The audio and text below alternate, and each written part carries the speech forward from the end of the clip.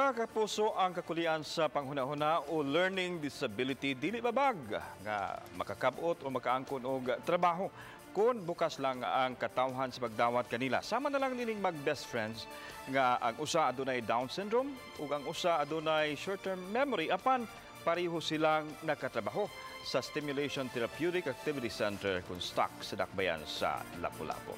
Ano akong Regional TV presents.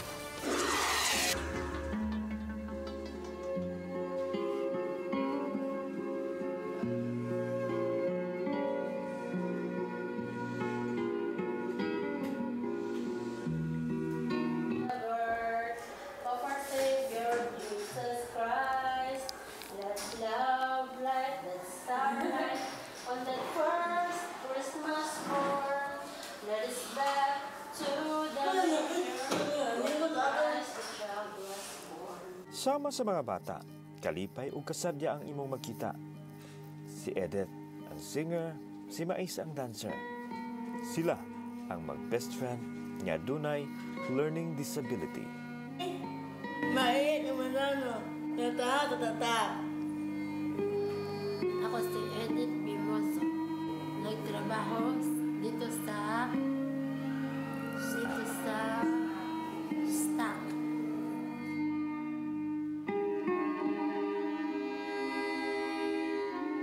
Doon naman sila'y kakulian sa pangisip. Apan, wa kini mahimong babag sa ilang pagpanginabuhi. Makawani sila sa Stimulation Therapeutic Activity Center kung stock sa Dakbayan sa Lapu-Lapu. Ito ang office namin. Imong trabaho, Tili, tapo. tanan. Tanan. Kung sa may imuhang gibati nga nakatrabaho man ka, Tila. di payra. Mabaya. Imong mama. Ay, ang tiin niya. So ang imong sweldo ihatag nimo sa imong mama. Ako, mama. Ako battery, nagtatrabaho lang battery ako dito ay nag-floor map at nasa battery ako dahil ako battery ay nakaka-buwan battery ako sa aming bahay.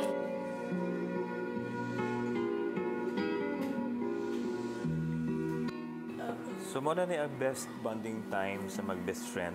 Kuyog sila trabaho, kuyog sad sila paniudto.